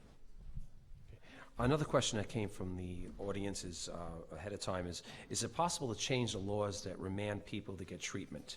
So is it possible to force an individual to get treatment, and if currently and in the future? I would tell you anything is possible, but I think the elected officials that we had here have left, so that's a question better posed for them. I can tell you from the county prosecutor's perspective, I sit on a number of committees where we look at proposed legislation, and we advise our local senators and assemblymen about the ideas we have, and I don't know that they necessarily listen to us, but we do advise them, but I don't think it's necessarily a bad idea. But it goes back to the consent question. I'm in the executive branch of the government. I'm not in the legislative branch. We'll go to some more questions here for the audience. Go ahead. I'm a little short here. My name is Christine Schmelzel, and I'm a resident of Bayville, and I also am the Director of Community Programs for an agency called USDA Rural Development. So I appreciate everything that the panel has to say, and this is very informative. And I see a lot of partnership here too, which I definitely think is necessary in order to combat the problem. And I wanted to let you know that the agency I work for, we have programs to help the nonprofits and municipalities that qualify for assistance for equipment or buildings if it's going to provide a service that's essential to the community, whether it be opioid treatment, whether it be a clinic, counseling. Sorry, I'm a little nervous. Last year, we actually funded a Hope One vehicle in Atlantic County in conjunction with the Atlantic County Sheriff's Department and the Hanson Foundation, and then AtlantiCare. So we would look forward to assisting, especially in the rural communities. We do work in communities under 20,000, especially like in southern Ocean County. So thank you. Thank you very much for that. Yes, next. Hi, good afternoon, everyone. My name is Jeannie Collicott, and I'm the Teen Service Coordinator for the Ocean County Library System. And I want to say what an excellent program this has been, this town hall meeting. It's been very informative. Now, the library, of course, wants to support, and we're very happy to support anything that we can do with our partners. One of the things that I want to announce that we're doing is we're doing parent engagement programs for parent education and how important parent education is, and also family engagement programs, so important for families to collaborate and talk together. And as a parent, I understand, and a community person, citizen, understand the importance of engagement. And having a child, two wonderful daughters who graduated from the Toms River school system. Both were athletes, both were very heavily involved in music and the Thespian Society, has everything to do with growing a healthy child. Now, going with the family engagement, we have partnered with the municipal alliances of Toms River, of Pine Beach, and Beechwood, and also working with the Governor's Commission on Drug and Alcohol Abuse. We have formed together a Truth and Consequences program, very similar to the Hidden in Plain Sight program. And on November 14th at 6 o'clock, we're going to have this entire stage changed into a typical teenage bedroom with hidden drugs and paraphernalia. And we're inviting the community to come in, take a look at the bedroom, and then we're going to have two prevention specialists and officers tell them what they have seen and what they have missed. Also, we're going to have the Dark Coalition coming in, and they're going to be talking about the big vaping trend that we're seeing. And finally, we're going to have the Toms River Police Township Department. They're coming in and talking to parents about their liability for underage drinking and hosting parties. So please share this information. Again, it will be November 14th, which is a Thursday evening, 6 o'clock. There will be sandwiches and beverages. Thank you for this great program. Thank you very much. Thank you. We only have a few more minutes left, but we'd like to get to all the questions, so if you come up and make your questions brief, we can ask the panel to redress them. I just want to say that the state of New Jersey, I'm a former health care provider. I was a dentist. I retired 2 years ago. As part of our continuing education, we have to take 20 credits each year. Right. And out of those 20 credits, one course each year has to be in pharmacology. The last several pharmacology lectures we had, you're exactly right, 600 to 800 milligrams of ibuprofen with a 500 milligram Tylenol gives you the same efficacy of a Schedule II drug. As a result of that, the last 4 years my partner and I in practice, we never wrote a Schedule II pharmacy prescription. In fact, we never renewed our DEA license. Now that causes a problem because your insurance companies want your DEA license, and I had to write a letter saying I no longer write Schedule II prescriptions. I'll also tell you that New Jersey has instituted a program against doc shopping. You have to enter any prescriptions you make. If you're doing a Schedule II, you have a PIN number, you insert that, you put the prescription in so that if they go to another doctor, he has to go online and check to see if there's any pre-existing prescriptions. So the medical community is starting to get on board. There was probably abuse years ago, but I will tell you that following these lectures we get on pharmacology, if you're a dentist, you really have no need to write for a Schedule II. You're correct. Thank you for that. Before we go any further, before we have to break for lunch, the subject of marijuana was just briefly mentioned, and just let me take 1 minute because it is a prelude to, I think, this opioid addiction. I'm sure there are a lot of people in our society who have smoked marijuana and not become addicted, and I'm sure that there are people who receive some benefits from medical marijuana for their afflictions. But as an assistant prosecutor for 6 years and a county prosecutor for 5.5 years, I have to tell you this, that every drug addict that we ever interviewed said they started from smoking marijuana. And I know the legislature is going to be talking about that, and they're calling it recreation smoking or whatever. And I just want to throw that out there for your consideration because in my life experience, that's a real factor. Thank you, Mayor. Thank you. I just want to also mention about the continuing medical education credits. I'm not sure where the doctor is, but yes, in New Jersey back in 2017 as part of an overall package, not only is that one credit required on pharmacology, but also now there's one credit required for every renewal every 2 years on safe prescribing of opioids. And that was a bill that we were very pleased to have been part of passing, one of the first states to implement that. So we're continuing to make efforts to engage the medical community, which we're so pleased of your decision and your practice not to prescribe, especially with your practice. Thank you. Yes, this will be the last question, and we'll get a final comment from each one of our panels. Thanks. This is a question for Heather and Beverly.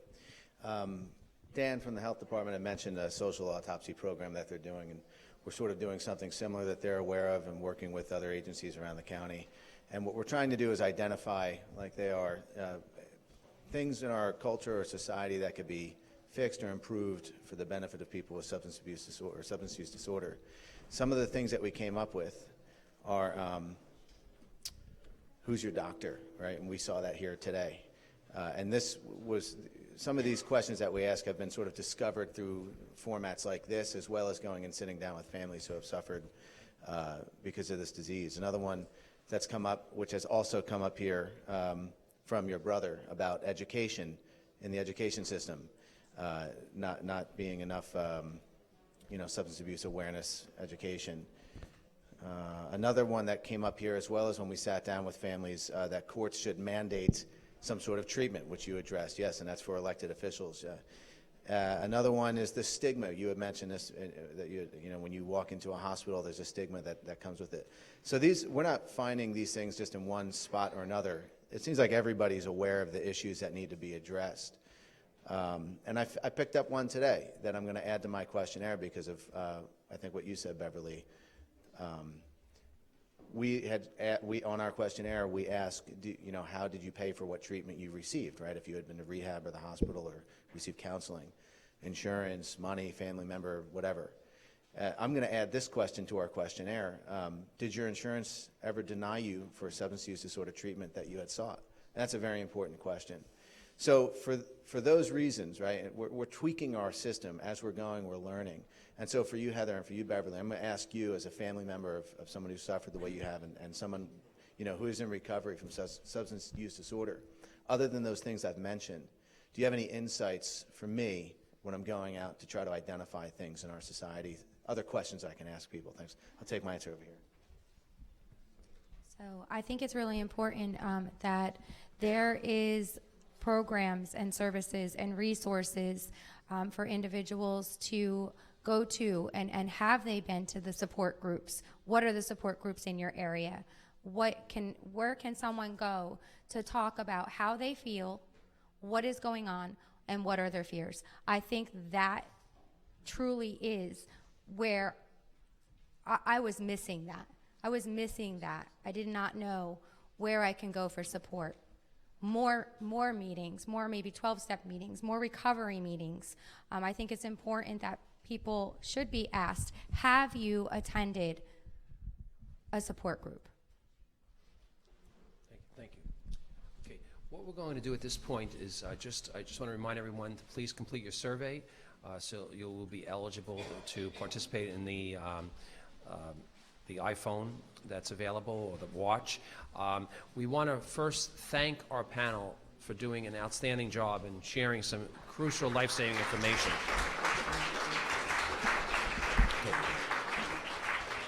And we also want to thank our Hope Shed Lights, the Prosecutor's Office, and the Ocean County Library for their cooperation in making this possible today.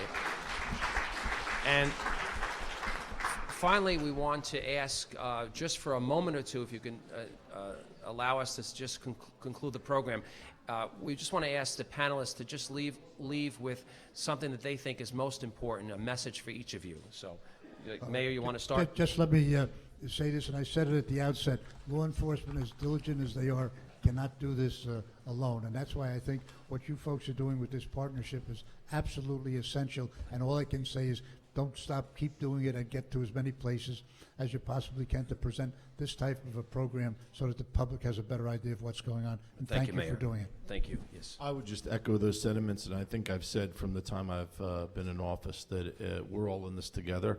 And the community consciousness that I talked about, it's just so different than it used to be 4 or 5, even 6 years ago. We're all here in this room, the community partners and the relationships that we've developed.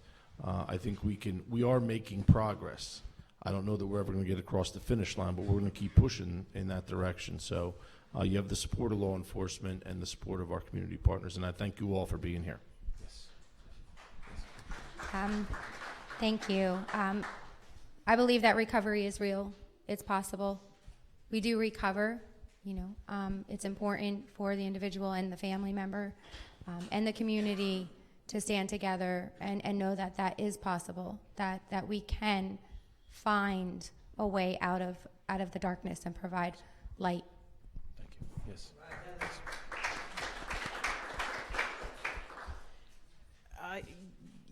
There's been so many things that have been said today, and they've been wonderful. I think the basic thing that I want to say is all of us should recognize that there's always somebody who will help. Just by this conversation today, you should realize that there's always somebody to help.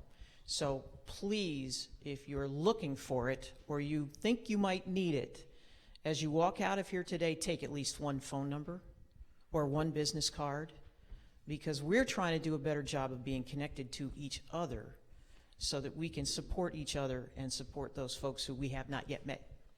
So, there's always a way. There's always a way.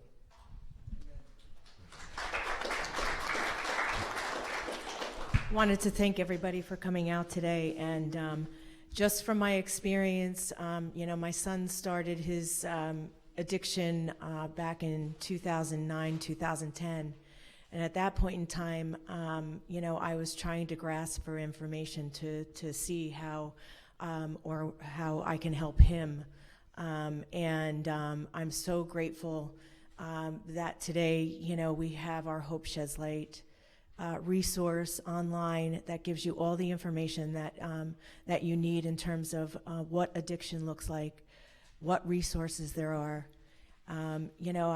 There were some really good points that were brought up here, and one of the things that we battled was insurance, because once we got my son into a program, yes, we felt safe, he was safe, but then after 15 days, we'd get a call from the counselor saying that the insurance wasn't going to cover.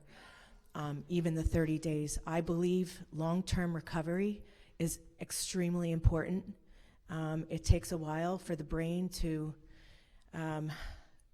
get clear before the addressing of the mind, body, and spirit disease, because it's a threefold disease. And I agree with Heather. I think if my son were younger and went to a peer-to-peer group who talked about fears, that perhaps, that would have alleviated some of the stress that he had in coping with, all the things in growing up. And I thank you all for your shares. Thanks. Thank you all. Once again, I just want to, final comment is that today is only the beginning of the conversation. We would encourage, as was mentioned several times, to reach out to the resources that exist, to share the resources that you have available with the community, and certainly we together as a community can really make a difference. Thank you very much.